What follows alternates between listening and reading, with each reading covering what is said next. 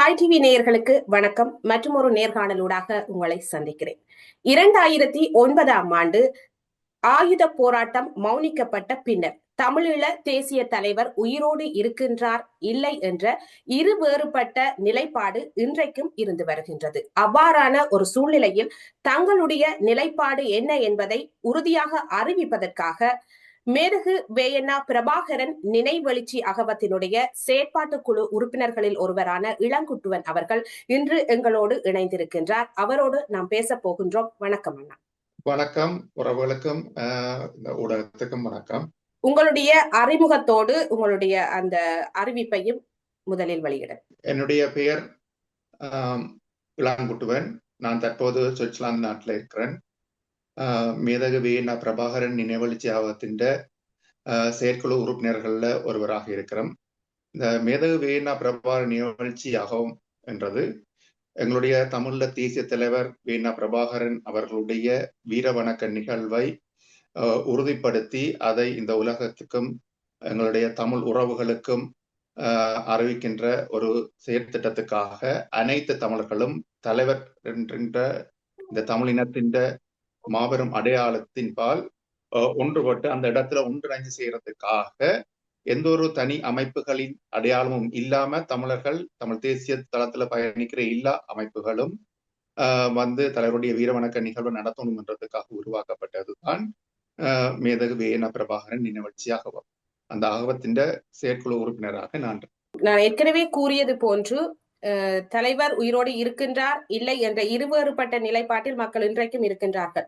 இல்லை என்பவர்களுக்கு நீங்கள் செய்கின்ற அந்த வீர வணக்க நிகழ்வு வரவேற்கத்தக்கது. இருக்கிறார் என்று உணர்வு ரீதியாக இருக்கிறார் என்று சொல்பவர்களுடைய மனங்களில் எழக்கூடிய ஒரு கேள்வி, 2009ஆம் ஆண்டுக்கு பின்னர் தேசிய தலைவர் வீர மரணம் அடைந்து விட்டார் என்று பல தடவை பல சந்தர்ப்பங்களில் கிளைம் பண்ணப்பட்டது. அவ்வாறான சந்தர்ப்பங்களில் நீங்கள் ஏன் ஒன்று சேரவில்லை அல்லது ஏன் நீங்கள் அதை அறிவிக்கவில்லை? தலைவர் உடைய அந்த வீர வணக்க நிகழ்வை செய்கிறது என்றது எல்லா தமிழர்களுக்கும் மிகவும் முக்கியமான ஒரு விடயம். என்னென்னு சொன்னா தமிழர்களுடைய வீர மரபுக்கு அமைய தமிழ விடுதலை போராட்டத்துல எங்களுடைய தலைவரால தான் மாவீரர்களுடைய தியாகங்கள் அர்ப்பணிப்புகள் வந்து வரலாற்றுல பதியப்படணும். எதிர்கால தலைமுறைக்கு அவர்களுடைய தியாகங்கள் அர்ப்பணிப்புகள் இந்த விடுதலை போராட்டத்தின் வரலாறுகள் எடுத்து சொல்லப்படணும். இந்த விடுதலை போராட்டம் தன்னுடைய இலக்கை அடையும் வரைக்கும் எத்தனை தலைமுறை தாண்டினாலும் இந்த விடயங்கள் அடுத்தடுத்த தலைமுறைகளுக்கு ஒரு உந்து சக்தியா இருக்கணும் என்ற அடிப்படையில தான் இந்த வீரவணக்க நிகழ்வுகளும் நினைவெழுச்சி நாட்களும் மாவீரர்களுடைய நினைவுகளை தாங்கியதாக எங்களுடைய தமிழர்களுடைய வரலாற்றுல பதியப்பட்டு வருகிறது. இந்த பதியப்படுற இந்த வேலை திட்டத்தையும் செயல் திட்டத்தையும் உருவாக்கினதும் எங்களுடைய தலைவர். அந்த அடிப்படையில தான் நாங்கள் இந்த வீரவணக்க நிகழ்வை நடத்துற விடயத்தை முன்னெடுக்கிறோம். அது பெரும்பாலான மக்கள்கிட்டையும் இன்றைக்கு அது கட்டாயம் செய்யப்படணும் என்ற ஒரு உணர்வு ரீதியான அந்த வரலாற்றுல தலைவருடைய அந்த அர்ப்பணிப்பு, குடும்பத்தோட தன்னை தியாகம் செய்த அந்த அவருடைய கொள்கை பற்று, இந்த இனத்துல வரலாறு ஆயிரம் ஆண்டு வரலாறுகள் ஆயிரம் ஆண்டுகள் கடந்தாலும் வரலாறாக பதியப்படணும் என்று சரியாக சிந்திக்கிற வரலாற்று நோக்கி தூர நோக்கத்தை சிந்திக்கிற மக்கள் அதை ஏற்றுக்கொண்டு அது ஏன் செய்யப்படையில என்ற ஒரு காத்திருப்பு இருக்கையில நீங்க சொன்ன மாதிரி அந்த நாங்கள் இப்ப எடுக்கிற முன்னெடுப்பை மக்கள் ஏற்றுக்கொண்டிருக்கிறார். அவர்கள் அதை உணர்ந்த மக்கள், சரியாக வரலாற்றை உணர்ந்த மக்கள் அதை ஏற்றுக்கொண்டிருக்கிறார். அதே மாதிரி தலைவர் மீது அளவற்ற அன்பும் பாசமும் அக்கறையும் கொன்ற ஒரு மக்கள் சமூகத்தால தலைவருடைய இழப்பு, தலைவருடைய அந்த தியாகம், இந்த இனத்துக்காக தன்னை அர்ப்பணித்தார், தன்னை தியாகம் செய்தார் என்ற அந்த விடயத்தை ஏற்றுக்கொள்றது மிக மிக கஷ்டம். உண்மையிலேயே ஒரு தமிழ் மக்களுடைய ஆன்மாவை புளிகிற ஒரு நிகழ்வாக இருக்கு. ஆனா எங்களுடைய மன இதுல இருக்கிற தலைவரை நாங்கள் இன்றைக்கும் அவர் ஒரு சகாவரம் பெற்றவராக கற்பனை செய்து கொண்டு வாழ்வோம் என்று நினைக்கிறது எங்களுடைய தமிழ் இனத்தின் வரலாற்றுக்கு அது ஒரு ஆக்கப்பூர்வமாக இருக்காது. அது எப்பயுமே வந்து வரலாற்றை நாங்கள் உள்ளபடி உண்மையாக பதிவு செய்ய வேண்டும். அதுதான் வரலாற்றுல அடுத்த சந்ததியால் ஏற்றுக்கொள்ளப்படும். இந்த சமகாலத்துல வாழ்ந்த சந்ததியாக இருக்கிற நாங்கள் தலைவரை நேரடியாக பார்த்து அவருடைய செயற்பாடுகளை கண்டு உணர்ந்து வாழ்ந்த அந்த 3 தலைமுறைக்கும் இது மிகவும் கடினமான ஒரு விடயம். ஆனா அது எதிர்கால தலைமுறையால அதே மாதிரி உணரப்படாது. அது உலக வரலாற்றுல எல்லா விடயங்களையும் எடுத்து பார்த்தா தெரியும். வரலாற்று அறிஞர்களும் அதுதான் சரி. அந்த அடிப்படையில எங்களுடைய மக்கள் அதுக்கு தங்களும் முதல் தயார்படுத்தி கொண்டு இந்த வீர வணக்க நிகழ்வுல எல்லாரும் இணையும். உண்மையில இந்த 16 ஆண்டுகள்ல நீங்க கேட்ட மாதிரி பல தடவைகள் நடத்தப்பட்டிருக்கு. பல தடவைகள் நடத்தப்பட்டிருக்கு என்று வரை கிளியர்னு சொன்னா இந்த ஒரு தமிழ்ல விடுதலை புலிகள் உத்தியோகபூர்வமாக மாவீரர் பணிமனையால ஒரு அறிவிப்பை செய்து இதுவரைக்கும் தமிழ்ல தேசிய தலைவருடைய வீரச்சாவை உறுதிப்படுத்தி தமிழ் மக்களுக்கும் இந்த உலகத்துக்கும் சொல்ல. ஏனென்று சொன்னா 2009 போரின் முடிவு அனைத்து மக்களுக்கும் தெரியும். என்னன்னு சொன்னா எங்களுடைய கடைசி துண்டு நிலம் வரைக்கும் நாங்கள் களமாடி எங்களால் முடிஞ்ச அளவுக்கு நாங்கள் அந்த யுத்தத்தை எதிர்கொண்டு கடைசி துண்டு நிலம் இழக்கப்பட்ட பிறகு தான் இந்த போராட்டம் ஒரு மௌனிப்பு நிலைக்கு வந்தது. அந்த வேளையில தான் தலைவர் உடைய வீரச்சாவும் தலைவருடைய அந்த தியாகமும் நடந்தது. தனிய தலைவர் மட்டும் அந்த இடத்துல தன்னை அர்ப்பணிச்சார் என்ற இல்ல, பல தளபதிமார் பல போராளிகளும் அந்த போர்க்களத்துல தங்களை இந்த கொள்கைக்காக அர்ப்பணிச்சார்கள். வீரர்களை பொறுத்தமட்டில் எப்பயுமே அவர்கள் சாவடைகிறது இல்லை என்றது உலகத்தின் ஒரு அடையாளப்படுத்தலாக இருக்கு. அவருடைய லட்சியம் இன்றைக்கும் அவர்கள் போன லட்சிய பாதையில அது தொடர்ந்து அடுத்த தலைமுறைக்கு கடத்தப்படுமே ஒழிய அவர்களுடைய லட்சியத்துல அவர்கள் சாவடையும் போது அவர் வீரச்சாவடைந்தவர்களாக வரலாற்றில் பதியப்படுகிறார்கள். அப்ப அந்த அடிப்படையில அதை நாங்கள் உத்தியோகபூர்வமா இந்த 16 ஆண்டுகள்லையும் செய்யக்கூடிய ஒரு தள பிரதேசம் தாயத்திலும் இருக்கே 2009 புலம்பெயர் தேசத்திலேயும் பல குழப்பங்கள் நடந்தது அனைவருக்கும் தெரியும். அப்ப நாங்கள் இந்த 16 வருஷம் கடந்து வந்த பாதையில அவருடைய குடும்பம் தலைவருடைய சகோதரர் மூத்த சகோதரர் வந்து போன ஆண்டு மே 18 வந்து தலைவருக்கான வீர வணக்க நிகழ்வு கொண்டு அவர் நடத்தியிருந்தார். அது உண்மையிலேயே குடும்பம் அவர்களுடைய தியாகத்தை இந்த சமூகம் ஏற்றுக்கொள்ளல, இல்லாட்டி அவருக்கு அதுக்குரிய அங்கீகாரத்தை கொடுக்கல. ஆனா குடும்பமாக நான் கொடுக்கிறேன் என்ற ஒரு மிகவும் ஒரு கவலையான அவர்களுக்கு ஏற்பட்ட ஒரு துக்ககரமான சூழல்ல தான் அவர்கள் அந்த நிகழ்வை செய்தார்கள். உண்மையிலேயே தலைவருடைய தியாகம் இந்த இனத்துக்காக தன்னை மட்டுமல்ல தன்னுடைய குடும்பத்தையும் தியாகம் செய்த ஒரு தலைவருடைய வீரச்சாவை இதுவரைக்கும் இந்த தமிழ் சமூகம் உரிய முறையில அடையாளப்படுத்தல. அந்த வேதனையின் காரணத்தினால்தான் அவருடைய மூத்த சகோதரர் அந்த நிகழ்வை செய்தார். அதே மாதிரி இதுக்கு முன்னுக்கும் இதுக்கு பிறகும் ஒரு இடங்கள்ல சிறிய அளவுல நடத்தப்பட்டிருக்கு. ஒட்டுமொத்த தமிழினமாக இல்லாட்டி பெருமளவு தமிழ் மக்கள் ஒன்று சேர்ந்து ஒரு இடத்துல ஒரு மாவீரர் பணிமனை என்ற உரிய அறிவிப்போட அந்த நிகழ்வு நடத்தப்படலை என்ற ஒரு வெற்றிடம் தொடர்ந்து தன்னுடைய வரலாற்றை பதிவு செய்கிற இடத்துல இருந்து ஒன்று இருக்கு. அப்ப அந்த இடத்தை நிவர்த்தி செய்யணும் என்று சொல்லி அனைத்து மக்களாலையும் முள்ளிவாய்க்கால் இறுதி போர் வரைக்கும் நின்று போராடிட்டு இப்ப புலம்பெயர் தேசத்துல வந்திருக்கிற போராளிகள்கிட்ட ஒரு கோரிக்கை முன் வைக்கப்படுது. என்ன உங்களுக்கு தெரியும், சமகாலத்துல தலைவர் இருக்கிறார் என்று போலியாக சுயநல ரீதியில செயற்படுற விடயங்களும் இருக்கிறது. அதால மக்கள் வந்து தலைவர் வீரச்சாவுன்றது எல்லாருக்கும் தெரியும். ஏன்னா தலைவர் எப்படி வாழ்ந்தார், அவர் இருந்தா எப்படி இருப்பார். இன்றைக்கு இந்த போராட்டத்துல பங்கேற்ற முள்ளந்தண்டு படம் பாதிக்கப்பட்டு எழுப்பி நடக்க முடியாம இருக்கிற போராளிகளை கூட அவர் கைவிட்டுட்டு இருக்க மாட்டார். உறவுகளை இழந்த பிள்ளைகளை கைவிட்டு இருக்க மாட்டார், செஞ்சோல பிள்ளைகளை.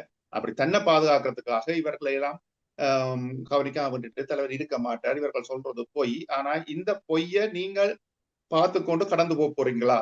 தலைவருக்குரிய வீர வணக்க நிகழ்வை நீங்க உத்தியோகபூர்வமாக செய்யணும் என்ற ஒரு கோரிக்கையை வைக்கினோம். அப்ப அந்த அடிப்படையில தான் நாங்கள் பிறகு புலம்பெயர் தேசங்கள்ல இருக்கிற முன்னாள் விடுதலை புலி உறுப்பினர்கள் அனைவரையும் ஒரு தொடர்புக்குள்ள கொண்டு வந்து கிட்டத்தட்ட ஒரு 600 பேர்கிட்ட நாங்கள் ஒருங்கிணைச்சு ஒரு கலந்துரையாடல் நடத்தான் உத்தியோகபூர்வமாக எப்படி கடந்த காலத்தில் நாங்கள் செய்தோமோ அந்த அளவுக்கு அதை சரியாக அடையாளப்படுத்த முடியாது என்றாலும் இப்ப இருக்கிற சூழல்ல ஒரு உத்தியோகபூர்வமான ஒரு அறிவிப்பை நாங்கள் மக்களுக்கு வெளிப்படுத்தி மாவீரர் பணிமன்றத்துக்கு ஊடாக தலைவருடைய வீரச்சாவு இப்படித்தான் நடந்தது, எத்தனையாம் தேதி என்ன மாதிரி நடந்தது என்ற விடயங்களையும் ஒரு ஆய்வுக்குட்படுத்தி களமுறையில நடக்கிற ஒரு சம்பவங்களை நாங்கள் எங்களுடைய விடுதலை போராட்டம் இருந்த காலத்துல விடுதலை புலி அமைப்புல அதுக்குண்டு ஒரு பிரிவு இருந்த சமராய பிரிவு, அந்த அடிப்படையில அந்த உறுதிப்படுத்தல்கள் எல்லாம் செய்து நாங்கள் மாவீர பணிமனைக்கு ஊடாக ஒரு காணொலியை தயாரிச்சு விட்டுனாங்க. அது ஏன் காணொலியை தயாரிச்சு விட்டுனாங்கன்னா, அறிக்கைகள் இங்க விடப்படும் போது போலி அறிக்கைகள் பல வருது, யாரு விடினம் என்று தெரியாது. அப்ப மோத்த காட்டி அடையாளப்படுத்தி மக்களுக்கு தெரியப்படுத்த வேண்டிய சூழல்ல தான் இன்றைக்கு தலைவருடைய அந்த தியாகம் இருக்குது. அப்ப அதை மக்களுக்கு தெரியப்படுத்தணும்ன்றதுக்காக நாங்கள் ஒரு காணொலி வடிவிலேயே அதை செய்து மக்களுக்கு வெளியிட்டு அதை இந்த ஆண்டின் நடுப்பகுதியில நாங்கள் அதை தலைவருக்கான வீர வணக்க நிகழ்வு செய்ய போறோம் என்று அறிவிச்சிருந்தாங்க. இப்போது தலைவருக்கான வீர வணக்க நிகழ்வு பாசல் சுவிஸை பொறுத்தமல்ல, ஐரோப்பாண்ட ஒருங்கிணைஞ்ச நிகழ்வாக சுவிட்சர்லாந்தை பொறுத்தமட்டில் பாசல் மாநிலத்துல அந்த மண்டபம் ஒரு இதுதான் என்று சொல்லி எல்லா விடயங்களுமே நாங்கள் நேரடியாக மக்களுக்கு ஒரு மாசத்துக்கு முன்னுக்கே அறிவிச்சிருக்கிறோம். அதே மாதிரி ஆஸ்திரேலியாலேயும் பெர்த் மாநிலத்திலேயும் மெல்பர்ன் மாநிலத்திலேயும் அங்கேயும் நடக்கக்கூடிய ஏற்பாடுகள் பெரும்பாலான இருக்கு. இந்த விடயங்களை நாங்கள் வெளிப்படையாக மக்களுக்கு ஒருங்கிணைத்து செய்ய வேண்டிய தேவை ஒன்று மக்கள்கிட்ட இருந்து வந்தது அடிப்படையில தான் நாங்கள் அதை மேற்கொள்றோம்.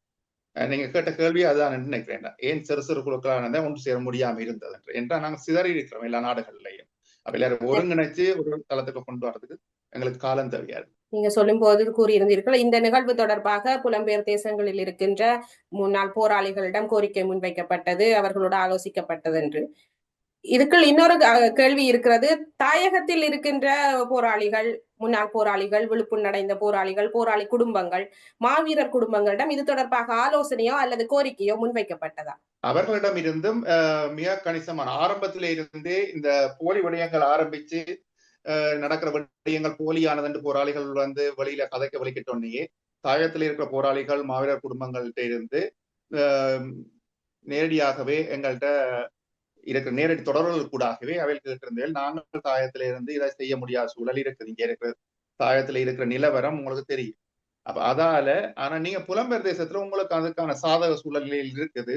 நீங்கள் தமிழர்களுக்கு இடையில நீங்கள் ஒற்றுமையாகி இந்த விடயத்துல ஒற்ற கருத்துல செய்யணும். செய்யலேண்டா தலைவருடைய வரலாற்று சிதைக்கிறதுக்கு கூடாக, தலைவருடைய அந்த அடையாளங்களை சிதைக்கிறதுக்கு கூடாக தமிழர்களுடைய விடுதலை போராட்டத்தையும் அவரால் கட்டியெழுப்ப தமிழ் தேசியம் என்றதையும் நலிவுற்று போச்சுறதுக்கான முயற்சிகள் நடக்குது. அது எங்கிற காலத்திலேயே எங்க தலைவர் வாழ்ந்த காலத்துல வாழ்ந்தவர்கள் கண்ணுக்கு முன்னுக்கே நடக்குது. இதுக்கு ஒரு முடிவு எடுக்கணும். ஆனா தாயத்துல நீங்கள் செய்யறது நாங்கள் கட்டாயம் அதை வரவேற்கிறோம். அடுத்து அங்கதான் இப்ப செய்யக்கூடிய சூழல் இருக்குது. அப்ப இப்படியே கடந்து போனா இந்த வாழ்ந்த இல்லாட்டி அந்த போரில் இருந்து எச்சரிக்கை மிஞ்சி இருக்க போராளிகள் இறந்துட்டோம்னு சொன்னா காலம் சரியாக இல்ல தாயத்துல என்று தாயத்தில் செய்ய முடியாம போயிடும். அப்புறம் புலம்பெயர் தேசத்திலும் செய்ய முடியாம போயிடும். அடுத்த தலைமுறையால செய்ய இல்லாம போயிடும்ன்றத தாயத்திலிருந்து எங்களுக்கு நேரடியாகவே அவை அறிவித்தல் செய்திருந்தது. முப்படைகளை அமைத்து ஒரு தனி தமிழ் அரசை நிறுவி தன்னுடைய கொள்கை, திட்டம், தொலைநோக்கு சிந்தனை இப்படி எல்லா வகையிலையும் ஒரு எடுத்துக்காட்டாக அல்லது ஒரு சவாலாக திகழ்ந்த ஒரு மாவீரன் உடைய பெயரை அல்லது அவருடைய செயற்பாடுகளை, அவருடைய கொள்கைகளை இந்த மாதிரியான சின்ன சின்ன விஷயங்களால அழித்து விட முடியும் அல்லது கேவலப்படுத்தி விட முடியும், அவமதித்து விட முடியும் என்று நீங்கள் நினைக்கிறீர்களா? கட்டாயமாக முடியும் என்றுதான் என்னுடைய இது வரலாற்றை நாங்கள் திரும்பி பார்க்கணும். உதாரணத்துக்கு வரலாற்றோடைய நாங்க போவோம். இப்ப நெப்போலியன் 1800களில் இங்க தோற்கடிக்கப்பட்ட அவரோட படத்தளபதிகள்ல இருந்து போரிட்ட எத்தனை பேர் என்றது இல்ல வரலாறும் இருக்கு. அதே காலப்பகுதியெல்லாம் பண்டாரவணியன் அங்க வெள்ளையர்களால தோற்கடிக்கப்பட்டார். ஆனா பண்டாரவணியன் சார்ந்து நாங்கள் தேடி பார்க்கல. நாங்கள் அங்க விடுதலை போராட்டம் மிகவும் எழுச்சியா இருந்த காலத்திலேயே நாங்கள் தேடி கண்டுபிடிக்க முடியாத சூழல் இருந்தது. அந்த இடத்துல எப்படி கண்டுபிடிக்கக்கூடிய மாதிரி இருந்துன்னு சொன்னா, அவருக்கு எதிராக பண்டாரவணியனுக்கு எதிராக போரிட்டு அந்த இடத்துல பண்டாரவணியன் தோற்கடிச்சன் ஒரு வெள்ளக்காரர் ஒரு கல்ல வச்சிருக்கிறான் கச்சில மடுவில். அப்ப அதை தாண்டி அவர் எப்ப பிறந்தார், அதுக்கு பிறகு அவர் எப்படி வீரச்சா அடைஞ்சார் என்ற விடயங்கள் இல்லை. அப்ப வெறும் 100 வருஷம் தான் இது உண்மையிலே. அப்ப இப்ப இன்றைக்கு இருக்கிற சூழ்நிலையில நாங்கள் அதோட ஒப்பிட்டு பார்க்கல கட்டாயம் புரிஞ்சு கொள்ளணும். ஏன் தலைவருடைய படங்களை நாங்கள் பேஸ்புக்ல பதிவேற்றம் செய்தால் முடக்குகிறார்கள், யூடியூப்ல தொடர்ந்து அதுல போட்ட ஏன் தூக்குகிறார்கள், இதை யாரு தூக்குகிறார்கள்? அப்ப இது ஒரு திட்டமிட்ட நிகழ்ச்சி நிரல். தமிழ் தேசியத்தின் எழுச்சிக்கு எதிராக அங்க தென்னாசியால பல இனக்குழுமங்கள் இதற்கு எதிராக செயற்பட்டு கொண்டு இருக்கிறது. அப்ப அதுதான் காரணமே ஒழிய இங்கே இருக்கிற மக்களுக்கிடையே இருக்க குழப்பங்களால செய்ய முடியாது. இதெல்லாம் பெரிய அளவுல நடக்கிற விடயங்கள். இன்றைக்கு பல மீடியாக்கள் சில பேட்டிகளை காணிக்கல கூட தமிழ்ல தேசிய தலைவர் என்ற சொல்ல தாங்கள் பயன்படுத்த முடியாது என்று சொல்ற சூழல் இருக்குது. ஏனென்றா இதை நாங்கள் கடந்து போயிடலன்னு சொன்னா இதை அழிக்கிறதுக்கான நடவடிக்கை நடக்கும். அதே மாதிரி அவருடைய அடையாளத்தை, அவருடைய படங்களை, தமிழ்ல விடுதலை போராட்டத்துல பதிவுகளை அழிச்சு கொண்டிருக்கல அடுத்த தலைமுறை திருப்பி திருப்பி பதிவேற்றம் செய்யுது. ஆனா தொடர்ந்து அழிக்கிறாங்க. இதுக்கு பிறகு ஒரு கட்டத்துல தான் தேசிய தலைவர் உயிரோடு இருக்கிறார் என்ற ஒரு விடயம் கொண்டு வரப்படுகிறது. அது ஒரு பேசு பொருளாக இருந்து அது ஒரு நடைமுறையாகி இன்றைக்கு உலகத் தமிழர் ஒருங்கிணைப்பு குழு என்ற பெயர்ல ஒரு அமைப்பை இன்றைக்கு செயற்பட வலிக்கின்றது. அவர்கள் இப்ப 2 வருடமாக மாவீரர் நாள் மே 18 இன்றைக்கு கரும்புலிகள் நாள் கூட இன்றைக்கு செய்கிறார்கள். தேசிய தலைவருடைய நேரடி செயற்பாட்டுல தாங்கள் செயற்படிக்க மாட்டேன். அப்ப அதை நம்பி அதுக்கு பின்னுக்கும் ஒரு குறிப்பிட்ட ஆக்கள் அறியாமையாலை மிதிக்கணும் அதை முன்னுக்கு நின்று நடத்துறவர்கள் சுயநல நோக்கத்திலே நடத்தி கொண்டிருக்கு. அப்ப இந்த வரலாறு இப்படியாக போகமாக இருந்தால் எங்களுடைய மக்களிடமும் ஒரு பலவீனம் இருக்கிறது. தேசிய தலைவர் வீரச்சாவடைஞ்சு என்றதை நாங்க சொல்ல முடியாது, சொல்லக்கூடாது. அடுத்த தலைமுறை அதை எப்படி பாரு. எங்கிட்ட அம்மா அப்பா சொன்ன தலைவர் இருக்கிறார் என்றுதானே. அப்ப அவர்கள் இன்றைக்கும் தலைவர் இருக்கிறார், தலைவருடைய நேரடி தொடர்பாட்டுல நாங்க வேலை செய்கிறோம், தலைவருக்கு வருத்தம், தலைவருக்கு இயலாது என்று சொல்லியிருக்கார், எங்களை பார்க்க சொல்லியிருக்கார் என்று சொல்லி தலைவரை பார்த்துட்டு வந்தாங்க, சந்திச்சுட்டு வந்தாங்க சொல்லி. அப்ப அந்த தலைவருடைய அடையாளத்தை ஏன் சிதை? தமிழ் தேசியத்தின் ஆன்மாவா இருக்கிறவர் அவர் தான். கடந்த 1000 வருஷத்துல தமிழர்களுடைய அடுத்த எழுச்சியை 900 ஆண்டு கிறிஸ்துக்கு பின் 900 இருந்து 1100 வரைக்கும் ராஜராஜ சோழன், ராஜேந்திர சோழன் என்று சொல்லி ஒரு பெரிய வரலாறு தமிழர்களுடைய பொற்காலமாக பதியப்பட்டது. அதுக்கு பிறகு எல்லாமே ஏனைய படையெடுப்புகளால இல்லாம போய் இன்றைக்கு அடுத்த 2000 ஆண்டுகள்ல எழுச்சி பெற்று வந்து 2009 ஆரம்பத்துல தமிழர்களுடைய விடுதலை போராட்டம் அளிக்கப்பட்டது. அப்ப எப்படி இன்றைக்கு ராஜராஜ சோழன் எங்க தாக்கப்பட்டவருடைய இறுதி காலம் என்னன்றது ஒருத்தருக்கு தெரியாது. இந்த இந்தியாலையும் 10 இடத்துல சொல்லுவீங்க, இந்த இடத்துல சாப்பிட்டுருக்கு, அந்த இடத்துல சாப்பிட்டுருக்கு. ஆனா ராஜராஜ சோழன் சாவடையேக்குல ராஜேந்திர சோழன் அதை விட பெரிய சாம்ராஜ்யத்தை கடல் கடந்து வச்சு சோழர்களுடைய கடல் என்று இந்து சமுத்திரம் சொல்லப்பட்ட காலத்துலதான் ராஜராஜ சோழன். அப்ப இது வெறும் 1000 வருடங்களுக்குள்ள எங்களுக்கு கண்ணுக்கு முன்னுக்கு நடந்து கொண்டிருக்கிற ஒரு விடயம். அப்ப நாங்கள் சொல்றோம் இந்த சின்ன சின்ன தாக்கங்களால நாங்கள் இதை அழிக்க முடியுமாண்டு. இப்படி நாங்கள் இருக்கிற எங்களுடைய நாங்கள் ஒரு விடயத்தை சரியாக உணராமல் கவலையினமாக கடந்து போறதால தான் இப்படியான விடயங்கள் கூட தமிழர்களுடைய வரலாறு அழிக்கப்பட்டிருக்குது. தமிழர்களுடைய வரலாற்று தொடர்ச்சி இதுவரைக்கும் ஆனாலையும் கண்டுபிடிக்க முடியாமல் இருக்குன்றதுதான் தமிழர்களுடைய உண்மையான வரலாறாக இருக்கு. அழிக்க முடியாது, எங்கட காலத்துல அழிக்க முடியாது, எங்கட காலத்துல அழிக்க முடியாதுன்னு நாங்கள் கடந்து வந்து தமிழர்களுடைய எந்த ஒரு வரலாற்றையும் நாங்கள் 4000 ஆண்டுகளுக்கு மேற்பட்ட தொன்மையான வரலாற்றை கொண்ட தமிழினம் ஒரு 1000 வருடங்களுக்கு முன்பு பொற்காலம் என்று சொல்லப்பட்ட உருவாக்கின ஒரு மாபெரும் அரசனுடைய இறுதி கணங்கள் கூட தெரிய. இன்றைக்கு அதே மாதிரி தான் எங்களுடைய தலைவருடைய இறுதி கணங்கள் தெரியாம போறதுக்கு என்ன சொல்லப்படுறது? தலைவரை நேசிக்கிற தலைவர் வீரச்சாவென்று உணர்ந்த மக்களே அதை வெளியில சொல்லாம அது சொல்றது என்னங்கிற வாயில சொல்ல இயலாது என்று சொல்ற ஒரு நிலை இருக்கு. அவர்கள் உண்மையிலேயே தலைவரை விசுவாசிக்கிறார். இந்த மாபெரும் போராட்டத்தை இந்த தலைவனை ஏற்றுக்கொண்ட மக்கள். ஆனா அவர்களுடைய அந்த அறியாமை, அவர்கள் உணராமல் இருக்கிற அந்த அன்பும் பாசமும் தலைமை வச்சுக்க அவர்கள் தடுக்கிறது அவர்களுடைய. அதே நேரம் அந்த வாய்ப்பை பயன்படுத்துகிறார்கள். தலைவருடைய வரலாற்றை அழிக்கணும் என்று நினைக்கிறவர்கள் அந்த வாய்ப்பை பயன்படுத்தி தலைவர் இருக்கிறார், இப்ப தலைவர் இன்றைக்கு இருக்கிறார் என்று சொல்லி ஒரு அணியும் ஒரு மக்களை திசை திருப்பி கொண்டு வருது. அப்ப இதே அந்த கருத்தியல்ல நாங்க பார்த்தால் இன்றைக்கு நாங்கள் 17ஆம் தேதி வரைக்கும் அங்க நின்று போராடினார், யுத்தத்துக்கு பிறகு வந்திருக்கிறோம். நாங்கள் இன்றைக்கு சாவடைந்தால் சாதாரண மனிதர்கள் தான். நாங்கள் தற்போது விடுதலை புலிகளின் உறுப்பினர்கள் அல்ல. விடுதலை புலிகள் உறுப்பினர் என்று தலைவர் மீது சத்திய பிரமாணம் செய்யப்பட்டு 24 மணித்தியாலும் நாங்கள் போராளிகளாக செயற்படும். இன்றைக்கு நான் சுவிட்சர்லாந்துல இருக்கின்ற நாளைக்கு இலங்கைக்கு வேண்டாம், இலங்கைக்கு உடனே போவேன். இலங்கையில் அம்பாறையில் நிற்கிறவர் ஜல்பானத்துக்கு போனா போவார். ஆனா இன்றைக்கு அப்படி இல்லை. அப்ப நாங்கள் முன்னாள் உறுப்பினர்கள். அப்ப நாங்கள் இன்றைக்கு சாவடைந்தால் சாதாரண. அப்ப தலைவர் இன்றைக்கு இருக்கிறார், இப்போ 70 வயசு, இன்னொரு 5 ஏற்கனவே வருத்தத்துல இருக்கிறாருன்னு சொல்லித்தான் அந்த அமைப்பு செயற்பட்டு கொண்டு. அப்ப இன்னொரு 5 வருஷத்துல தலைவர் இறந்துட்டாருன்னு சொன்னா தலைவர் மாவீரர் என்ற அடையாளத்துக்குள்ள கூட வர தமிழ்ல தேசிய தலைவராக இருந்த மிக பெரும் ஆளுமை மிக்க இந்த இனத்துக்கு அடையாளத்தை கொடுத்தவர் மாவீரர் என்ற அடையாளத்துக்கு வர மாட்டார். அதே மாதிரி இன்னொரு விடயம் சொல்லப்படும் தமிழர்களுக்கு, அந்த மாபெரும் நீங்கள் தலையில வச்சு நீங்கள் கொண்டாடுகின்ற உங்களோட மாபெரும் இனத்தின் அடையாளமாக நீங்கள் நினைக்கிற அந்த தலைவரே தன்னுடைய தனிநாட்டு கனவை கைவிட்டுட்டு இறுதி காலங்களில் 5 வருடமோ 10 வருடமோ இங்கே ஒரு நாட்டில ஒழித்து வாழ்ந்து இறந்து விட்டார்.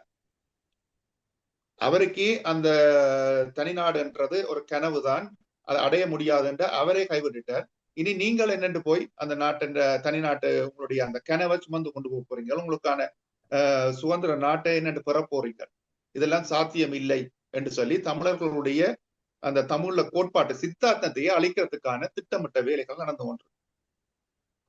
அப்ப இந்த விடயங்களை நாங்கள் ஆழமா பார்க்காம கடந்து போனமாக இருந்தால் அடுத்த தலைமுறைக்குத்தான் பிரச்சனை வரும். ஏன் நான் ஐரோப்பிய தமிழ்னா இருக்கிறேன்றத இன்னொரு 4வது ஜெனரேஷன் இங்க உருவாகல, இதுக்கு பிறகு உருவாகிற 4வது ஜெனரேஷனுக்கு தெரியாது. அப்ப ஏன் வந்தாங்க என்னென்று வந்தாங்க உண்மையிலே தெரிய போறதில்லை. என்னுடைய பிள்ளைக்கும் அதனுடைய பிள்ளைக்கும் தான் தெரியக்கூடிய மாதிரி இருக்கும் மிஞ்சி மிஞ்சி போனார். என்ன சொன்னா நான் நேரடியாக சந்திச்சது, நான் புலம்பெயர் தேசத்துக்கு வந்த நேரம் யாழ் மாவட்டத்துல 92ஆம் ஆண்டு பிறந்த ஒரு இளைஞரை சந்திக்கிறேன். அப்ப அவர் சொல்றார், நல்லூர்ல திலீபண்ணா ஆண்டு ஒரு ஆள் உண்ணாவிரதம் இருந்தவராம். அவர் பிறந்தது 87ஆம் ஆண்டு திலீபண்ண விரட்சி அடைஞ்சு 5 வருடங்களுக்கு பிறந்த ஒரு ஆளுக்கு இருந்தவராம் என்று இருக்கிறார். அவர்கள் வாழ்ந்த காலத்துல கண்ணுக்கு முன்னுக்கு நாங்கள் கண்டதுக்கு இருக்கிற அதே பெருமானங்களும் அதே உளவியல் உணரல்களும் அடுத்தடுத்த தலைமுறைகளிடம் இருக்காது. அது செவி வழியாகத்தான் கடத்தப்பட்டு கொண்டிருக்கும். அப்ப இந்த தலைமுறையிட்டே தலைவர் இருக்கிறார் என்ற ஒரு மாயை உருவாக்கி தலைவர் இதுவரைக்கும் இந்த போராட்டத்தை கைவிட்டார் என்ற ஒரு உளவியல் தாக்கத்தை உண்டு பண்ணிட்டு போனா மிக இலகுவாக இந்த அடையாளத்தை கடந்து விடுவார், அழைச்சிட்டு போய் கொண்டிருப்பார்கள். அத கட்டாயம் எல்லாரும் உணரும். தலைவருக்கு வீர வணக்க நிகழ்வை நிகழ்த்துவதால் நீங்க சொன்ன அந்த தலைவருடைய நேரடி பார்வையில் நாங்கள் இந்த செயற்பாடுகளை செய்கிறோம் என்று சொல்லக்கூடிய அந்த அமைப்புகளுடைய செயற்பாடுகள் நின்று விடுமா? மக்கள் எப்பயுமே மக்கள் தான் தீர்மானிக்கணும் ஒரு விடயத்துல. எப்பயுமே எந்த ஒரு நாட்டிலையும் மக்கள் தான் மேலே இருப்பினும் அடுத்ததான் ஆளுகின்ற அதிகார வர்க்கம் இருக்கும். அப்ப தமிழர்களை பொறுத்த மட்டும் தமிழ் மக்கள் முதலாவதாக கேட்பது, முன்னாள் போராளிகள் இருக்கிறீர்கள், நீங்கள் ஒன்றே உறுதியாக சொல்லவில்லை. இப்ப இன்றைக்கு இந்த பேட்டியை நாங்கள் கொடுக்கறதுக்கான காரணமே அதுதான். என்னன்னு சொன்னா, முன்னாள் போராளிகள் ஏன் சொல்லவில்லை தலைவர் வீரச்சாவுன்றதை, ஏன் 16 ஆண்டுகளாக சொல்லவில்லை, ஏன் இப்போது இவர்கள் போலியாக தலைவர் இருக்கிறார் என்று சொல்லும் போது கூட நீங்கள் மௌனமாக இருக்கு. அப்ப இந்த இடத்திலையும் நாங்கள் கண்ணுக்கு முன்னுக்கு இப்ப நாங்கள் முதல் மக்களுடைய கருத்தை ஏற்றுக்கொண்டு கடந்து வந்து நாங்கள் தலைவருடைய வீர வரலாறு பதியப்படணும் என்றைக்கிலையும் இல்ல அவருடைய வீர வரலாறு ஒரு நல்ல நில வரையக்குல பதிவோம், அந்த நேரம் அவருக்கு செய்வோம் என்று சொல்லிக் கொண்டு வரையக்குல நாங்களும் மக்களுடைய விருப்பங்களோட நாங்களும் ஒத்து போக வேண்டிய சூழல் இருந்தது. ஆனால் இன்றைக்கு 2 வருடங்களாக தலைவர் இருக்கிறார் என்ற போலியான பிரச்சாரங்கள் உருவாக்கப்பட்டு அது நகர்த்தப்பட்டு கொண்டிருக்கீங்களா, மக்கள் அந்த இடத்துல போராளிகளை நோக்கி கோபத்தோட கேட்க வேண்டியது. இதுக்கு பிறகு நீங்கள் பார்த்து கொண்டிருக்க போகிறீங்களா? அப்ப மக்கள் தெளிவாக இருக்கின்றன. உண்மையிலேயே இப்ப ஒரு WTCC உலக தமிழர் ஒருங்கிணைப்பு குழு என்றது ஏற்கனவே இருந்த ஒரு அமைப்பை போலியாக மீண்டும் பதிவு செய்து அது தலைவரால இயக்கப்படுகிறது என்று ஒவ்வொரு நாடுகளிலும் இருக்கிற உலக தமிழர் ஒருங்கிணைப்பு குழுக்களுக்கு எதிரான வேலை திட்டங்கள் இங்க நடக்கும். ஏன்னா புலம்பெயர் தேசத்தை பொறுத்த மட்டும் ஒவ்வொரு நாட்டுக்கும் ஒவ்வொரு தமிழர் ஒருங்கிணைப்பு குழு இருக்கிற. சுவிஸ் தமிழர் ஒருங்கிணைப்பு குழு, பிரான்ஸ் தமிழர் ஒருங்கிணைப்பு குழு, ஜெர்மன் தமிழர் ஒருங்கிணைப்பு குழு, ஆஸ்திரியா தமிழர் ஒருங்கிணைப்பு. இந்த ஒருங்கிணைப்பு குழுக்கள் தலைவரால கடந்த காலத்தில் உருவாக்கப்பட்டது புலம்பெயர் தேசத்தில் இருக்கிற மக்களுக்கான தேசியத்தோட அவர்களை பின்னி பிணைஞ்சு வச்சிருக்கிறதும் தமிழர்களுடைய விடுதலை போராட்டத்தை பலப்படுத்தி அடுத்தடுத்து கொண்டு வரும். அப்ப இன்றைக்கு தமிழர்களுடைய விடுதலை போராட்டத்தை தக்க வைக்கக்கூடிய ஒரே தளமாக தாயகம் இன்றைக்கு பலவீனமாக இருக்கிறதாக இப்ப இருக்கிறது புலம்பெயர் தேசம். இந்த புலம்பெயர் தேசத்துல மக்களோட தொடர்பட்டு நிர்வாக ரீதியாக செயற்பட்டு வர இந்த தமிழர் ஒருங்கிணைப்பு குழுக்களை பலவீனப்படுத்துவதற்காகவே அதன் ஒருங்கிணைப்பு குழுக்கள் எல்லாத்துக்கும் பொறுப்பாக இருக்கிற ஒரு பேரை வைத்துக் கொண்டு உலக தமிழர் ஒருங்கிணைப்பு குழு என்ற பேர்ல இந்த சுயநல நடவடிக்கைகளும் மடைமாற்றம் செய்யும் நடவடிக்கைகளும் அரங்கேற்ற பெற்றுக் கொண்டிருக்கிறது.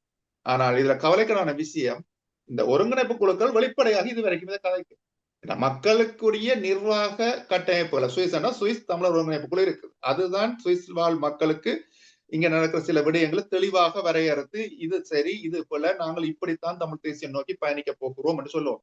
லண்டனாக இருந்தால் லண்டன்ல இருக்கிற தமிழர் ஒருங்கிணைப்பு குழு அதை சரியான அதன் நிர்வாக அமைப்பு சரியாக மக்களை தெளிவுபடுத்தி போகணும். ஆனால் இங்கு அந்த குழுக்கள் அமைதியாக இருக்கின்றன. அதனால்தான் மக்கள் போராளிகளை நோக்கி கேள்வி எழுப்புறாங்க. அந்த இடத்துலதான் நாங்கள் இந்த விடயங்களை தெளிவுபடுத்த வேண்டியிருக்கு. தேசிய தலைவருக்கான இந்த வீர வணக்க நிகழ்வு நடத்துவது தொடர்பாக நாடு கடந்த தமிழீழ அரசாங்கத்தினுடைய நிலைப்பாடு என்ன? இது ஒரு முக்கியமான ஒரு விடயமாகத்தான் நான் பார்க்கிறேன்னு சொன்னா, நாடு கடந்த அரசாங்கம் தொடர்பு கொண்டு நாங்கள் ஆரம்பத்திலேயே இன்றைக்கு இந்த தேசிய தலைவருடைய வீர வணக்க நிகழ்வை நாங்கள் செய்யணும் என்ற 2.5 வருஷத்துக்கு முதலே நாங்கள் மக்கள் எங்கள்கிட்ட முன்வைச்ச கோரிக்கைகளின் அடிப்படையில எல்லாரும் ஒருங்கிணைச்சு தமிழ் தேசியம் சார்ந்து இன்றைக்கு செயற்பட்டுக் கொண்டிருக்க எல்லா அமைப்புகளுடைய தொடர்பு மேற்கொண்டு நாங்கள் இந்த விடயங்களை தெரியப்படுத்தி இதை இந்த மாதிரி செய்யலாம் என்ற ஒரு ஆரம்ப புள்ளியை நோக்கி நகரேக்கிலேயே நாங்கள் நாடாளுமன்ற அரசாங்கத்துடையும் எங்களுடைய நினைவெழுச்சி ஆகத்தின் செயலாளராக இருந்த புரட்சி என்பவர் தொடர்பு கொண்டு அவையோட கதைச்சிருந்தவர்.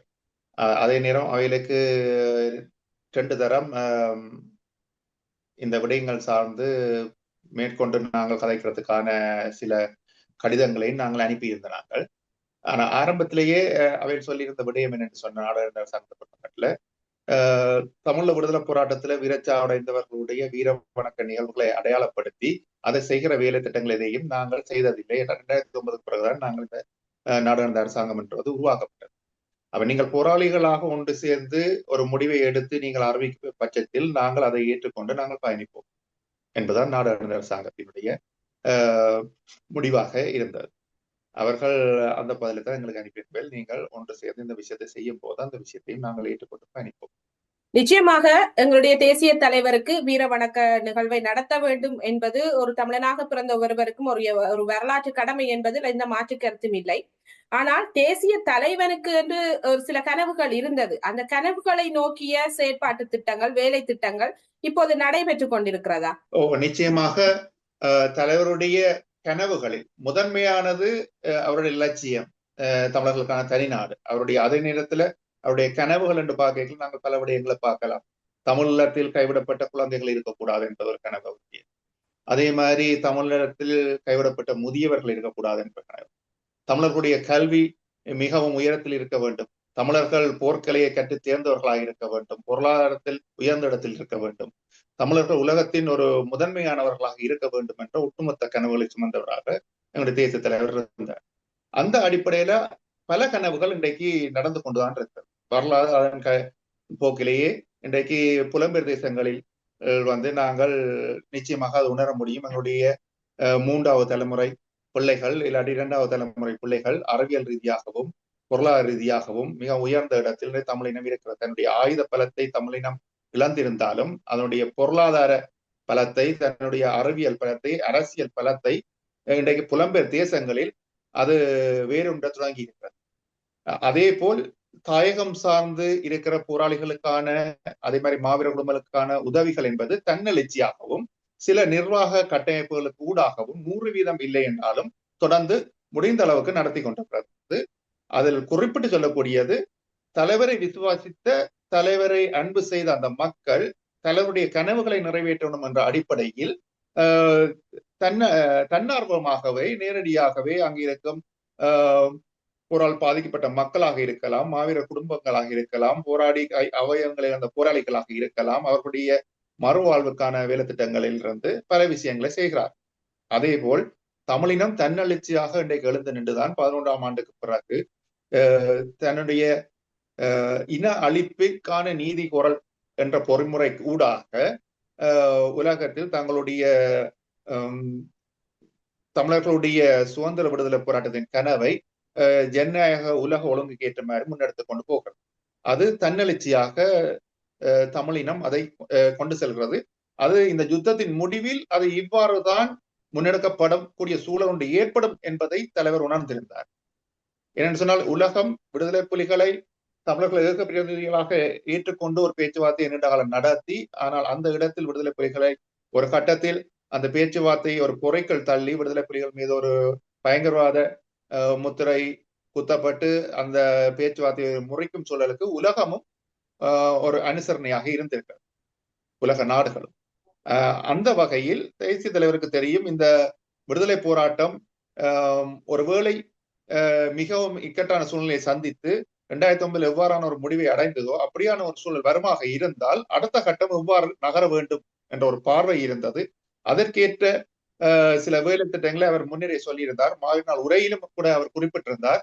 அந்த போக்கில் அந்த விடயங்கள் நகர்ந்து கொண்டிருக்கிறதாகவே நான் இன்றைக்கு ஆழமாக உணர். இந்த வீரவணக்க நிகழ்வு ஆகஸ்ட் 2 முடிவு செய்யப்பட்டிருக்கிறது. இந்த ஆகஸ்ட் 2 முடிவு செய்யப்பட்டதற்கான காரணம் என்ன? சுவிட்சர்லாந்தில் நடத்துவதற்கான காரணம் என்ன? சுவிட்சர்லாந்தில் நடத்துவதற்கான காரணம் ஐரோப்பாண்ட ஒரு மத்திய பகுதியில சுவிட்சர்லாந்து இருக்கிறதால ஒருங்கிணைஞ்ச நிகழ்வாக நடத்துறதுக்கு புவியியல் ரீதியாக சுவிட்சர்லாந்து ஒரு சார்பான நிலையிலும் இருக்குது. அதே நேரம் தமிழீழ விடுதலை புலிகள் அமைப்புக்கு தடை நீக்கம் செய்யப்பட்ட தடை இல்லாத ஒரு நாடாகவும் சுவிட்சர்லாந்து இருக்குது. அப்ப அது ஒரு பிரதான காரணம். அதே நேரம் ஆகஸ்ட் மாதம் 2 என்பது அந்த கேள்வி என்கிற தோற்றம் பெறுகிறது நான் உணர்கிறேன் என்றால், மே மாதம் 18 வீரச்சாவடைந்திருந்தால் ஏன் ஆகஸ்ட் மாதம் 2 செய்தது? அதுல அடிப்படையில 2 விடயங்கள் இருக்கிறது. ஒன்று, நாங்கள் காலங்காலமாக கடைபிடித்து வந்த முறை, அதை அடுத்ததாக விளங்கப்படுத்துகிறேன். முதலில் நாங்கள் மே 18 முதல் தடவையாக பெருமளவு மக்கள் ஒன்று கூடிய ஒரு ஒருங்கிணைந்த நிகழ்வாக கிட்டத்தட்ட ஒரு உத்தியோகபூர்வம் என்ற ரீதியில் நடத்தக்கூடிய ஒரு வீரவணக்க நிகழ்வை மே 18 நாங்கள் நடத்துவோமாக இருந்தால் மக்களிடையே அது பாரிய குழப்பங்களை ஏற்படுத்தலாம். நாங்கள் எந்த நிகழ்வுக்கு போவது, முதலாவதாக இன அழிப்பு சார்ந்து நடக்கிற நிகழ்வுகளுக்கு போவதா, இல்லாட்டி தலைவருக்கான அஞ்சல் செலுத்துவதற்கு போவதா? அப்ப தலைவருடைய வீரவணக்க நிகழ்வுக்கு மக்கள் கலந்து கொண்டால் அந்த இன அழிப்புக்கான போராட்டம் நடக்கின்ற, உதாரணத்துக்கு சுவிட்சர்லாந்தை பொறுத்த மட்டும் இங்க இருக்கிற பாராளுமன்றத்துக்கு முன்பு தான் அந்த போராட்டம் நடக்கும். கூடுதலாக விடுமுறை நாட்கள் தவிர்ந்து வர நாட்கள் நடக்கும். அதே மாதிரி ஏனைய நாடுகள்லையும் ஒரு அந்தந்த நாடுகளுடைய அரச காரியாலயங்கள் உயர் ஸ்தானியர் முன்னுக்கு தான் அது நடக்கும், அந்த போராட்டங்கள் கூடுதலாக. இல்லை என்றால் ஒரு நீதிமன்றங்களுக்கு முன்னுக்கு. அப்ப அந்த இடத்துக்கு போவதாக இருந்தால் தலைவருடைய வீரவணக்க நிகழ்வை எப்படி அந்த இடத்தில் செய்வது? அப்ப இந்த 2 குழப்பத்தின் ஊடாக மக்கள் 2 இடத்திலையும் ஒருங்கிணைய முடியாத சூழல்கள் ஏற்படும். அதுல தேசிய தலைவருடைய வீரவணக்க நிகழ்வுல மக்கள் ஒருங்கிணைய முடியாத சூழல் ஏற்படுமாக இருந்தால், இன்றைய காலகட்டத்தில் தமிழீழ தேசிய தலைவர் 16 வருடமாக நினைவு கூறப்படாமல், அவருடைய வீரவணக்க நிகழ்வு நடத்தப்படாததால், அவருடைய நினைவெழுச்சி நாட்கள் நடத்தப்படாமல் தான் இந்த 16 ஆண்டுகள் நடந்து வந்தது. அதே மாதிரி நாங்கள் இப்போது இந்த வீரவணக்க நிகழ்வை நடாத்தும் போது, முதல் தடவையாக அவருடைய வீரவணக்க நிகழ்வை நடத்தும் போது மக்கள் அந்த இடத்தில் அந்த இன அழிப்பு நிகழ்வுக்காக செல்வம் காரணத்தினால் ஒன்று கூட முடியாமல் போகுமாக இருந்தால், அது ஏனைய அமைப்புகளால் தமிழ் தேசிய தளத்துக்குள்ள பயணிக்கிற தமிழீழ விடுதலை மேதகு வேணா பிரபல நினைவெழுச்சி ஒழுங்கு செய்யப்பட்ட தமிழ தேசிய வீரவணக்க நிகழ்வில் மதில் மேல் பூனைகளாக என்ன நடக்கிறது என்று பார்த்துக்கொண்டு அமைதியாக இருக்கிற இந்த அமைப்புகள் மக்களுடைய வருகை அந்த இடத்தில் குறைவாக இருந்தால், இல்லாட்டி மக்கள் அதை அந்த இடத்துக்கு போகக்கூடிய சூழல் அந்த நாளில் ஏற்படாமல் 2 நிகழ்வுகள் ஒரே நாளில் இருந்தால், மக்கள் எந்த நிகழ்வுக்கு போவதென்ற ஒரு குழப்பத்தின் காரணமாக மக்கள் அங்க வரவு குறைவாக இருந்தால் இவர்கள் நினைப்பார்கள் மக்கள் இதை விரும்பவில்லை. அப்ப தமிழ் தேசியத்தினுடைய வீர வரலாற்றை பதிவதில் மக்கள் ஆர்வம் காட்டவில்லை என்று மக்கள் மீது ஒரு குற்றச்சாட்டையோ இல்லாட்டி மக்கள் மீதான ஒரு தவறான புரிதலை ஏற்படுத்தி கொண்டு இந்த நிகழ்வை ஒரு காத்திரமான நிகழ்வாக நடைபெறாமல் போவதற்கான சூழல் ஏற்படும். எனவே நாங்கள் ஒரு நிகழ்வை நடத்தும் போது அந்த நிகழ்வு சார்ந்த விடயங்கள் கவனம் செலுத்துவது, நிகழ்வு ஏற்பாட்டு விடயங்களையும் நாங்கள் நோக்கங்கள் சார்ந்து அந்த ஏற்பாட்டு நிகழ்வுக்கான காலப்பகுதிகளையும் தீர்மானிக்க வேண்டியிருக்கிறது. அப்ப அந்த அடிப்படையில தான் நாங்கள் மே 18 அந்த நாளில் தன்னுடைய வீரவணக்க நிகழ்வை நடத்துவது பொருத்தமற்றது. எனவே அந்த நாளில் தமிழர்களுக்கு அது மிக முக்கியமான ஒரு நாள். அந்த நாளில் தேவையற்ற குழப்பங்களை முதல் ஏற்படுத்தாமல் அதை வேறொரு நாள் நடத்தலாம் என்று முடிவெடுத்தோம். அப்ப அதற்கமைக நாங்கள் இந்த ஆண்டின் மத்தியில் நடத்துவதாக முன்னரே அறிவித்திருக்கோம். போன ஆண்டு 5ஆம் மாதம் 5ஆம் தேதியை நாங்கள் அறிவித்திருந்தோம். 2025ஆம் ஆண்டு நடுப்பகுதியில் நாங்கள் தேசிய தலைவருடைய வீரவணக்க நிகழ்வை செய்வோம் என்று. அதற்கு பிற்பாடு நாங்கள் தலைவருடைய வீரவணக்க நிகழ்வை உறுதிப்படுத்திய காணொலிகள், மாவீர பணிமணியின் அறிக்கைகளை வெளியிட்டதன் பின்னர் இந்த நிகழ்வை செய்வதற்காக எங்களுக்கு ஒரு குறிப்பிட்ட காலம் தேவையாக இருந்தது. அது அனைத்து மக்களுக்கும் தெரியும். நாங்கள் ஒரு நிகழ்வை செய்வதற்கான இடத்தை ஏற்பாடு செய்வதிலிருந்து அந்த விடயம் ஆரம்பிக்கிறது. அப்ப நிகழ்வுக்கான ஏற்பாடு அந்த நிகழ்வு நடக்கிறதுக்கான இடத்தை நாங்கள் ஏற்பாடு செய்யறது எங்களுக்கு ஒரு காலம் தேவைன்னு சொன்னா எங்களுக்கு ஏற்ற மாதிரி அந்த நிகழ்வுக்கான இடத்தை கண்டுபிடிக்கணும். அந்த நாள்ல அந்த நிகழ்வு நடத்துறதுக்கு ஏற்ற மாதிரி அந்த இடம் ஃப்ரீயாகவும் இருக்கும். அப்ப அதே மாதிரி அந்த நிகழ்வு ஒரு பெரு நிகழ்வு நடக்கிறதால அதுக்கு ஒரு பொருளாதார செலவு ஒன்று இருக்கு. அப்ப அந்த பொருளாதார செலவை நாங்கள் எப்படி முடிவெடுத்தினாங்கன்னா அதை விடுதலை புலிகள் அமைப்பில இருந்த முன்னாள் போராளிகள் அனைவரும் அந்த செலவுக்கான பணத்தை நாங்களாகவே வழங்குவதென்றும் அதே மாதிரி தமிழ் தேசிய செயற்பாட்டாளர்கள் அவர்களும் தாங்களே அதை வழங்குறதும் மக்கள்கிட்ட அந்த பணத்தை நாங்கள் கேட்பதில்லை. என்ன புலம்பெயர் தேசத்துல தெரியும், எந்த ஒரு நிகழ்வு நடத்துறா இருந்தா எல்லாத்துக்கும் மக்கள்கிட்ட பணம் கேட்கிற ஒரு விடயம் இருக்கிறதால மக்கள்கிட்ட ஒரு கருத்து இருக்கு. அப்ப இப்போது தமிழ தேசத்துல உயிரோடு இருக்கிறார், அவருக்கு மருத்துவ தேவைக்கு காசு தேவை என்று பணம் சேர்க்கிற ஒரு வேலை திட்டங்களும் சமநிலையத்தில் நடந்து கொண்டிருக்கிறதால தலைவருடைய வீர வணக்க நிகழ்வை செய்பவர்களும் பணம் சேர்ப்பதற்காகத்தான் செய்கிறார்கள் என்று தலைவருடைய அந்த தியாகம் அந்த வரலாற்று பதிவுகள் திசை மாற்றம் செய்யப்படும் என்பதால எங்களுக்கு அது மிகப்பெரிய ஒரு பழுவாக இருந்தாலும் நாங்கள் எல்லாருமே சேர்ந்து செய்யற முடிவெடுத்தாங்க. அப்ப எங்களுக்கு அந்த பொருளாதாரத்தை ஈடுகட்டுறதுக்கும் எங்களுக்கு ஒரு காலம் தேவையாக இருந்தது. அப்ப இந்த காரணங்களின் பொருட்டுத்தான் நாங்கள் அந்த தேதியை தலைவர் வீரச்சாவடைந்த அந்த நாளில் நடத்த முடியாமல் இன்னொரு நாளில் நடத்துகிறோம். அப்ப ஐரோப்பாவின் ஒன்று கூடக்கூடிய நாளாகவும் பார்க்க வேண்டியிருந்தது. அதாவது ஆகஸ்ட் மாதத்துல வந்து சேருது. அதேவேளை முக்கியமாக இன்னொரு விடயத்தையும் மக்கள் கட்டாயம் கருத்துல எடுக்க வேண்டும். எப்போதும் உதாரணத்துக்கு ஒரு சாதாரண மனிதர் சாவடைந்த நாளில் நாங்கள் அவருடைய இறுதி கிரியைகளை செய்வது 2 நாளும் 3 நாள் செல்லும். அதே மாதிரி விடுதலை போராட்டத்திலேயும் ஒரு சண்டை நடந்து அண்டு வீரச்சாவடைந்தா 2 நாள் 3 நாள் கடந்துதான் அவருடைய வீரவணக்க நிகழ்வு நடத்தப்பட்டிருக்கிறது. வீரவணக்க நிகழ்வு என்பது ஒரு போர் வீரருடைய இறுதி அவரை அடக்கம் செய்து அவருக்கு அஞ்சலி செலுத்தி அவரை விதைக்கின்ற அந்த நடவடிக்கை. சாதாரண மனிதனுடைய வாழ்வில் இருந்தால் அவரை அடக்கம் செய்வது, ஒரு போர் வீரனாக இருந்தால் அவரை விதைப்பது என்ற வகையில அந்த விதைக்கப்படுற அந்த நிகழ்வு தான் வீரவணக்க நிகழ்வு.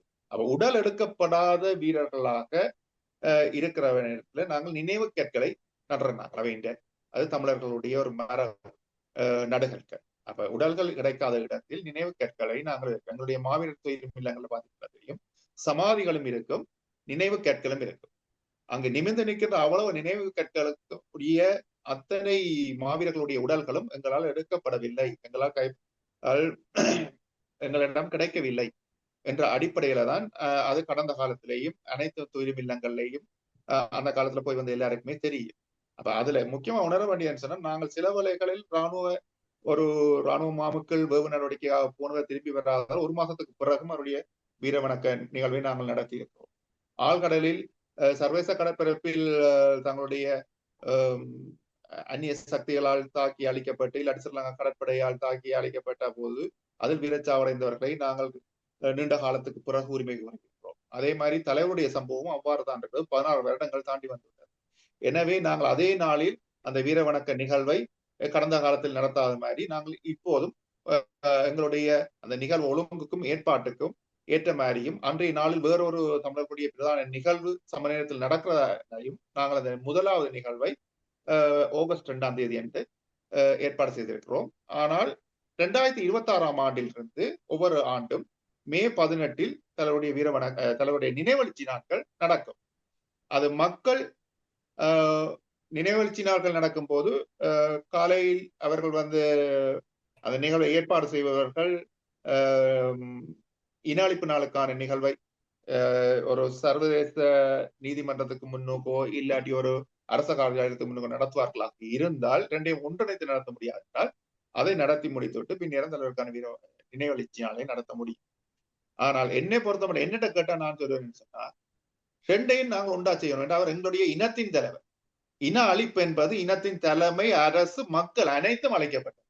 இதை நாங்கள் உறுதியாக சொல்ல வேண்டும். அழைக்கப்பட்ட நாங்கள் எங்களுக்கு தான் அநீதி இழைக்கப்பட்டது. நாங்கள் மற்றவன் விரும்புவது போல் நாங்கள் தலைவர் அந்த இடத்தில் வைக்க முடியாது, எங்களுடைய விடுதலை புலி அமைப்பை வைக்க முடியாது, மக்களை மட்டும் சொல்லுவோம் என்று சொல்லி நாங்கள் நினைக்கிறது தமிழர்களுடைய போராட்ட பலத்தின் ஒரு பலவீனம் தான் அது. ஆனா நாங்கள் எதிர்வரும் காலங்களில் அதை நாங்கள் உரத்து சொல்வதன் ஊடாகத்தான் எங்களுடைய உரிமைகளை நாங்கள் ஆணித்தரமாக நின்று பெற்றுவிட முடியும். நாங்கள் இப்படியே ஒவ்வொரு விடயமாக அடுத்தவர்கள் தேவைக்காக விட்டு கொடுத்து போனால் எங்கள்கிட்ட எதுவுமே இருக்காது.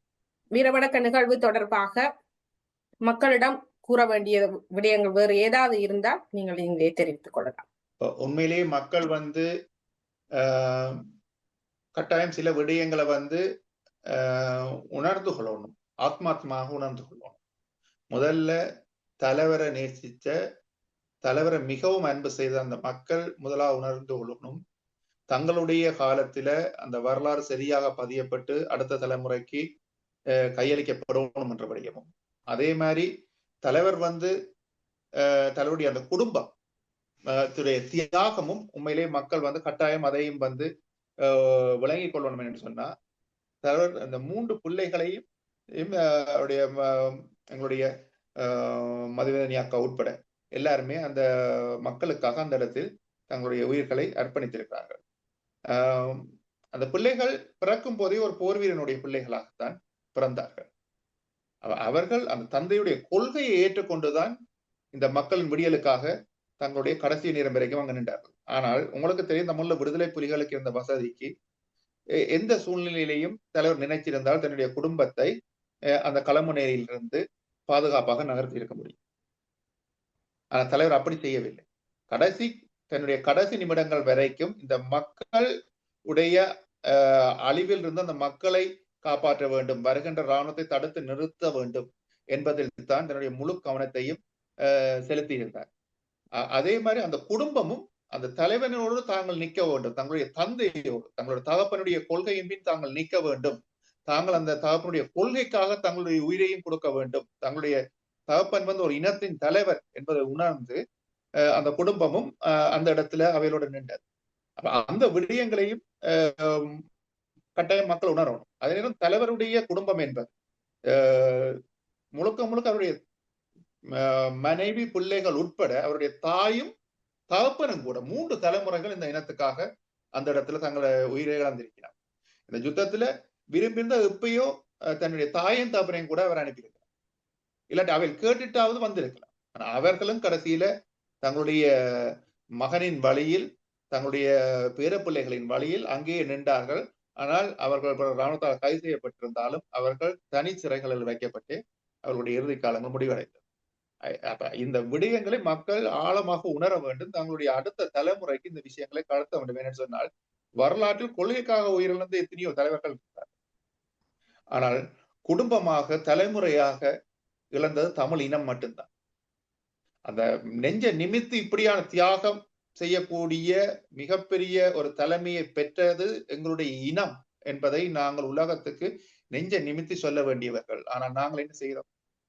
தலைவருடைய படத்தை கொண்டு போய் இனாளிப்பு நாளில் வைக்க முடியாது, செய்ய முடியாது என்று அந்த மாபெரும் தியாகம் செய்த தலைவரை தவிர்த்து விட்டு சுயநல தமிழர்களாக எங்களுடைய அபிலாசைகளை நோக்கி நாங்கள் நகர்ந்து கொண்டிருக்கிறோம். இந்த இடத்துலதான் நாங்கள் பலவீனமான ஒரு இனமாகவும் எங்களுடைய இலட்சியம் பலவீனப்பட்டு நிற்கிறதும், அடுத்த தலைமுறை எவ்வாறு இதை புரிந்து கொண்டு முன்னகர்வது என்பதும் தடக்கப்பட்டிருக்கிற இடமாக இருக்கிறது. அப்ப எனவே இந்த விடயங்களை நாங்கள் சரியாக பதிவு செய்து சரியாக அடுத்த தலைமுறைக்கு கடத்தினால் மட்டும்தான் அடுத்த தலைமுறையும் இந்த இனத்தின் விடுதலை வேட்கையில் மிகவும் உண்மையாகவும் நேர்மையாகவும் வரலாற்றின் வழியில் அவர்கள் வரலாற்றை கற்று உணர்ந்து முன்னோக்கி செல்வார்கள் என்பதை அனைவரும் புரிந்து கொள்ளணும் என்றதை கேட்டு. தலைவரால் குறிப்பிடப்பட்டு அனைத்து நினைவெழுச்சி நாட்களும் அந்த சம்பவங்கள் நடந்த அந்த நாட்களை குறித்துத்தான் அமைந்திருக்கின்றது. ஆனால் ஒரு தேசிய தலைவருக்கான வீர வணக்க நிகழ்வை நாங்கள் அந்த நாளில் நடத்தாமல் இன்னுமொரு நாளில் நடத்துவது சரிதானா என்ற கேள்விக்கும், தேசிய தலைவருக்கான வீர வணக்க நிகழ்வை நடத்துவதற்கு இந்த அவசரம் ஏன், இப்படியான அவசரம் ஏன் என்ற கேள்விகளுக்கும், அந்த கேள்விகள் இருக்கக்கூடியவர்களுக்கு தெளிவான பதில்கள் கிடைத்திருக்கும் என்று நம்புகின்றேன். இந்த பதில்களை வழங்கிய இளங்குட்டுவன் அண்ணா அவர்களுக்கு எங்களுடைய நன்றிகள். மீண்டும் மற்றொரு நேர்காணலூடாக உங்களை சந்திக்கிறேன். நன்றி, வணக்கம். நன்றி, உங்களுக்கு நன்றி, நேயர்களுக்கு நன்றி.